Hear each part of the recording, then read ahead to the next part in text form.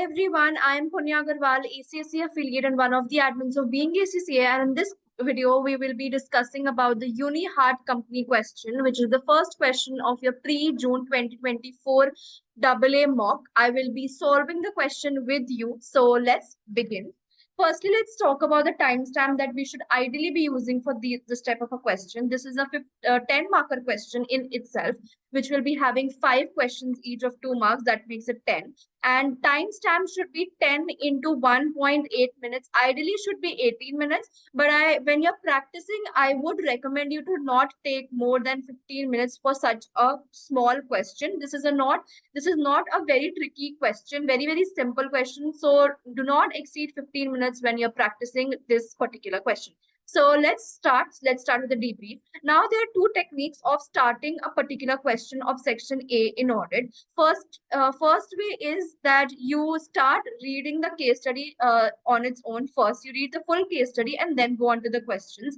And another way is that you read all of the questions first and then you read the case study and then you solve the questions. So I personally recommend students to first read the case study, highlight whatever is important in the question, and then go on to read the questions. Like first read the case study and then go on to read the questions. So it does not matter actually. You can go ahead with any of the approaches. It does not matter. So let's start with the reading of our question. Uniheart company is a listed company. Very important first line. Always highlight whatever you feel is important. So a listed company is important for me. So that is the reason I've highlighted it. Is a multinational company operating in technological sector. They provide software solutions to various industries, including finance, healthcare, manufacturing. Their statutory auditors are Alpha and Company. So you are Alpha and Company, who is the auditor of a listed company, which is Uniheart Company. During the audit engagement for year-end financial statements, the audit team encountered several ethical dilemmas. So in this question, basically, you will be dealing with all of the ethical issues that we usually have: self-interest, self-review, familiarity, all of those threats. So let's begin. The audit engagement partner, Sarah, and her. So I basically consider yourself as Sarah because you are the auditor of Alpha and Company, and the CFO of Uniheart Corporation. So CFO is the chief finance officer. He's a very important person for the financial statements. Uniheart corporations were college roommates and have remained friends over the years. Although due to their busy schedule, they have not met as such over the recent times. They kept in touch at least once a month. So here the bell should ring in your heads that this can be, or this can be here, can be a familiarity threat. Okay, because they are friends from such a long time. So here it is a familiarity threat because I know the CFO very well and I have been college roommates from that person. So maybe I will be reluctant to manipulate, actually tell what is the difference or what is the wrongdoings in the financial statements. So let's begin with the next paragraph. During the audit, the engagement team discovered that Uniheart company has overstated its revenue by recognizing sales early. That means that they are not following IFRS 15. The CFO requested the auditors to overlook this issue again because the CFO is a friend of Sarah, the engagement partner. So, of course, he can say it, emphasizing that it was a one-time occurrence and would influence the company's stock price negatively if disclosed because it is a listed company. And this was a material issue. This is a very important thing, that this is a material issue. I'll highlight it with a green pen. Okay.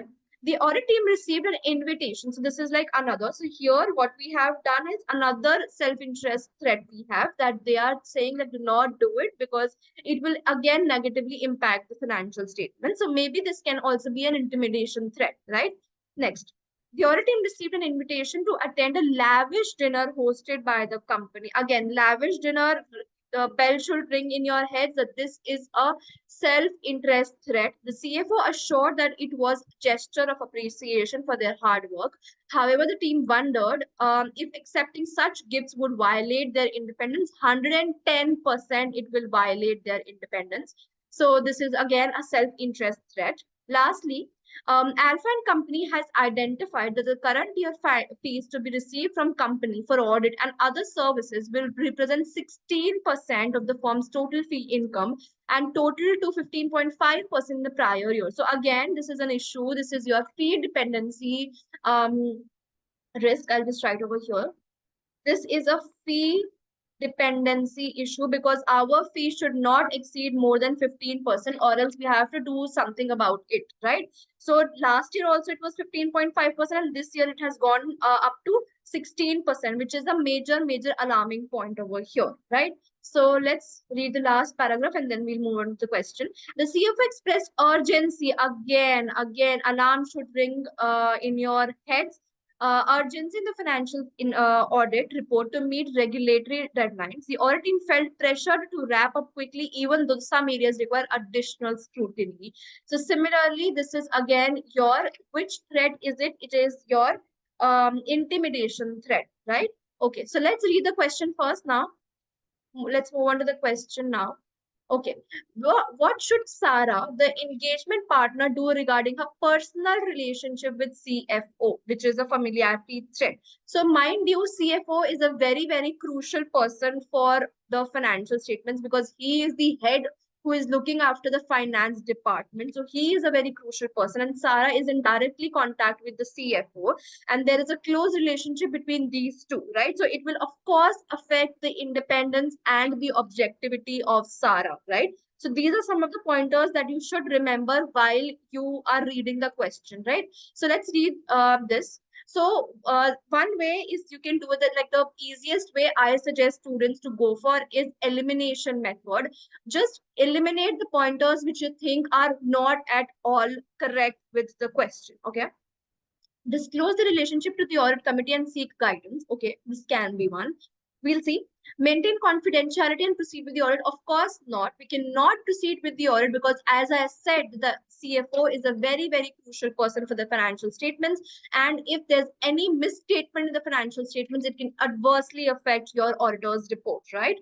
Recuse or remove herself from the engagement. Recuse basically means, if somebody is not aware of the wording, basically means you are stepping down from something. Okay, so you are, removing yourself from somewhere. So recusing means that you're stepping down from the audit to avoid any kind of biasness which can occur because of the relationship with the CFO. So that is recuse or remove herself from the engagement. So this can also be one of the areas, like one of the correct answer. Accept the situation as common industry. No, whenever there's something in independence, in objectivity, of course we cannot accept the situation, okay, this will happen. Not at all. You are in an audit field. You cannot just accept such kind of situations which can adversely affect your auditor's report, your financial statements. No, a big no, a big no. Okay, so this is the elimination method. Now I have to see that is it like the first one or is it like the third one. So if I go with the disclose the relationship to the audit committee and seek guidance, what kind of guidance would you seek? You directly have a relationship with the CFO. I don't think so that seeking guidance would do justice to your independence and to your objectivity. So you should simply refuse herself from the engagement so that her independence is not being affected or the objectivity is not being affected. Simply. Right. So the correct answer here is third one, which is recuse or remove herself from the audit engagement, right?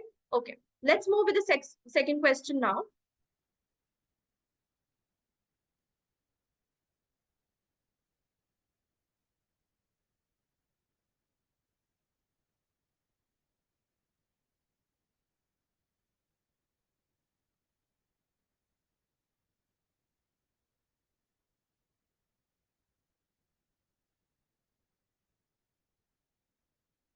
Okay. Let's read the second question now. What action should be taken by the audit team regarding the early recognition of revenue? So wherein they are making material errors in the financial statement, because here they have clearly stated that this is a material issue, right? Ignore it as it will influence the overall financial performance and position significantly. So why will we ignore it? It will not influence. How will it not? The statement is saying that it is a material issue, right? So ignorance, not a correct answer. Report it to the CFO, but exclude it from the auditor's report. Why will I exclude a material issue from my auditor's report? A big no, right?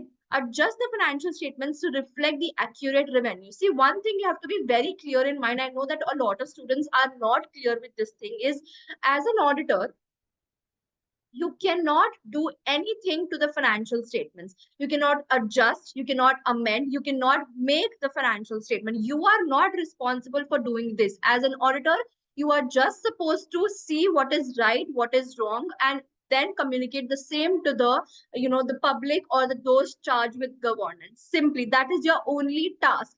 Consider this as your teacher and student. If student is giving you a test, I am the student, I'm giving test to my teacher will only tell me what is right in my answers, what is wrong in my answers. My teacher will not be actually solving the questions, the numericals for me in the test. Similarly is the work of auditor. So here they are saying that the adjust, so we are the auditor, because here they are saying what action should be taken by the audit team. So here, of course, the audit team cannot adjust the financial statements. I can only tell what is right, what is wrong, what should be done next. That's all I can tell, right? Similarly, of like a teacher will only tell you that this is right, this is wrong, and how can you improve. Simple, right? So this is wrong, this is wrong, this is wrong, and this is right. So now let's understand why this is right, right? So reported to the appropriate level of management can be those charged with governance and those charged with governance, and request they correct the misstatement. Of course, management or those charged with governance will are the one people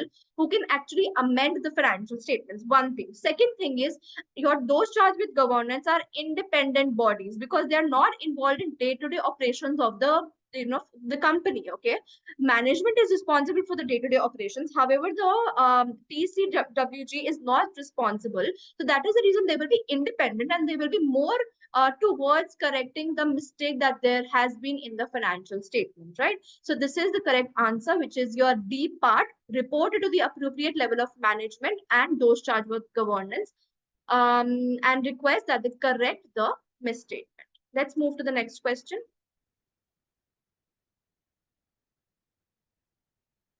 These are very, very easy and simple question. I think the first question, which is there in your pre-June mock, is very scoring, very, very simple. You just have to read the questions a little carefully, and I think you'll be good to go.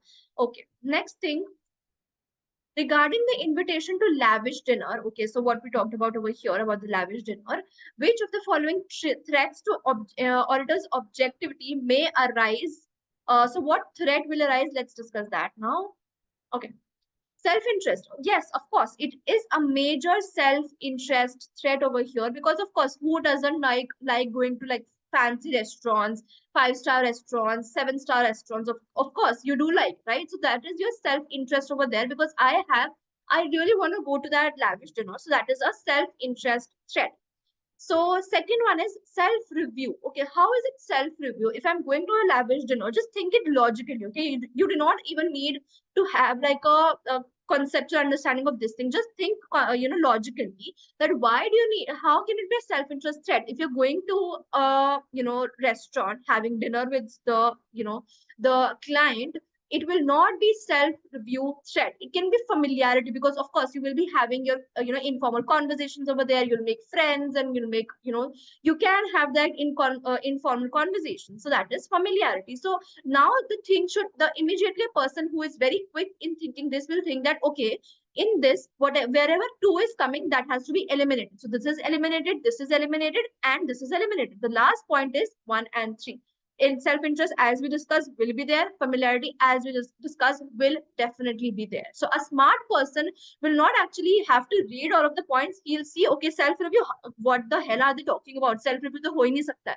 So I'll just remove all of the pointers, jisme 2 hai, and we'll get the 1 and 3. So this is so damn simple. If you know the concepts, if you apply your brains, you will be good to go with the A part of audit. Okay, next question. Question number 4.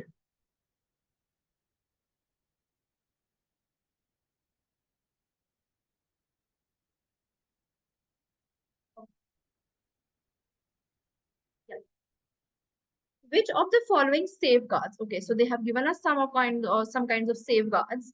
Safeguards would not be relevant in mitigating the threat identified in relation to the fee. So the fees here is fee dependency threat. The threat is fee dependency, and our fees cannot exceed more than 15% fee, the amount of fee that we are taking from a particular client, right? Now here, please read the question carefully. They have highlighted it in bold letters that not. So it is not a safeguard. That means only one out of these four is not a safeguard, and rest three are safeguards. Okay. So, okay. Disclosure to those charged with governance that fees from Uniheart company represent more than 15% of total fees. Of course, we have to, tell the those charged with governance because they are independent parties. So, of course, this will be a safeguard towards the ethical threat of fee dependence, right? Then next is, so this cannot be the answer because this is a safeguard and not a safeguard. This is not the opposite of it, right? Second is a pre-issuance issuance review to be conducted by external accountant. Again, the external accountant is an independent body, will bring independence and will bring objectivity. So this is again a safeguard to the same, right? The use of separate teams to provide the audit and non-audit services. Now your brains, the bells in your brains should click, and you should understand that if I am, separating the two engagement teams, how will it how will it ensure that I am not fee dependent? This will ensure that I'm confidential. Confidentiality will be ensured because of this, but not your independence, not your fee dependency, not your self-interest threat, right? So this one is the correct answer, as this will not ensure the safeguard towards your independence, towards your objectivity, towards your fee dependency issue that is there in this question, right? Okay, let's move to the next question, which is the last question for this particular case study.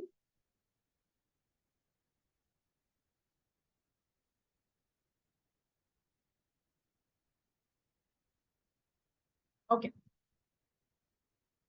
let's read it. The CFO of the client has expressed an urgency, which was there in the last line that we read, has expressed an urgency, just yeah, urgency in finalizing the audit of the report to meet the regulatory deadlines. The audit team felt pressure to wrap up quickly, even though some areas required additional scrutiny. As an auditor, which of the following would be the most appropriate safeguard to mitigate this threat? So most appropriate, most. So there can be a situation where there are two safeguards, but you have to look at the most appropriate safeguard to mitigate this threat. Okay. Agree with CFO and quicken the audit process to meet it. Of course, I will not agree with the CFO because he is the person who is telling me to be quick. And of course, I cannot agree with them because I have to have additional scrutiny over some of the areas. So a big no. Resign from the audit engagement due to the pressure from the CFO. So this is something which is very extreme. Okay, this can be a situation wherein we are not having any other solutions and then we are going to the resignation part of it. So this cannot be the immediate solution to this, right? The audit partner would politely inform the finance director that the team would undertake the audit in accordance with all relevant professional standards and quality management. So this will ensure, so this thing will ensure that the audit process is not compromised, okay? Because I'm telling my client that this is the proper procedure has to be followed, right? And integrity and objectivity of the audit process is maintained despite my client telling me that please just pressurizing me that do it fast, do it fast. So I'm telling them that no, this is a situation I have to be very careful with for some of the areas where additional scrutiny is required, and I will need my desired amount of time. And then if they refuse to do so, then I may think of resignation. So this is the first and most appropriate safeguard for this particular situation. So the correct answer for this is your CPA. Okay. So I hope that you understood this very easy Uniheart company question. And let's meet in the next question for pre-June 2024 mock.